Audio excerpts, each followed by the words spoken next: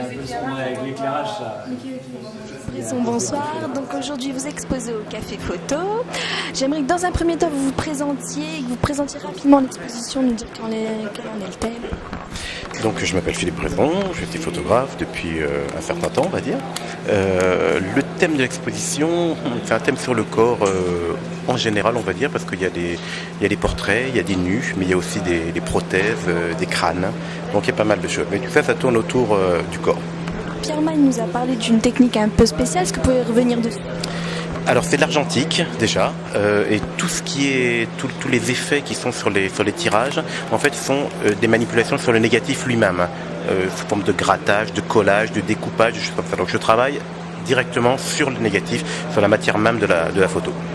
C'est un univers un peu sombre. Qu'est-ce qu'il y a derrière? Qu'est-ce que vous essayez de chercher chez le spectateur? Qu'est-ce qu'il y a derrière tout ça? Une photographie, enfin l'art en général, sur une interrogation qu'on se fait. C'est un questionnement qu'on va poser à un truc très général, j'ai envie de dire, à l'univers, au cosmos, à sa place dans la nature, sur l'existence. C'est toujours un questionnement, donc c'est une manière de poser des questions, et en fait on attend toujours un petit peu les réponses. Donc en fait je pose beaucoup de questions comme ça aussi, j'essaie un petit peu de me colter un petit peu avec l'image, avec la représentation et avec la matière photographique. Donc il n'y a pas franchement je peux pas vraiment dire quelque chose de précis, c'est une interrogation sur le corps. Qu'est-ce que c'est que le corps, à quoi ça sert, qu'est-ce que ça veut dire beau, qu'est-ce que ça veut dire pas beau, qu'est-ce que ça veut dire faire peur, qu'est-ce que ça veut dire être séduisant, être attirant. Donc c'est un petit peu un mélange de toutes ces choses-là.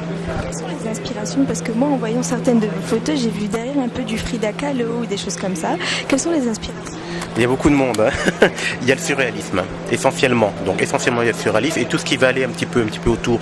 Donc c'est vrai que oui, il y a Breton, il y a des photographes comme Boiffard, il y a des gens beaucoup plus contemporains, comme ça peut être des gens comme Mapplethorpe, comme toute la photographie, tout l'art, je dirais, du croisement du siècle, tout ce qui s'est passé un peu en Europe centrale, Mittel Europa, la sécession, toutes ces choses-là, justement, on se pose des questions. On va faire un petit peu une recherche sur essayer de trancher un petit peu qu'est-ce qui est beau, et qu'est-ce qui mérite qu'on s'en préoccupe. Quelle différence avec votre travail que vous avez fait pour 20 minutes, avec ce petit travail artistique et puis celui de la photo, plus de photoreportage pour 20 minutes? Beaucoup de différences et en même temps des choses qui peuvent être très très proches.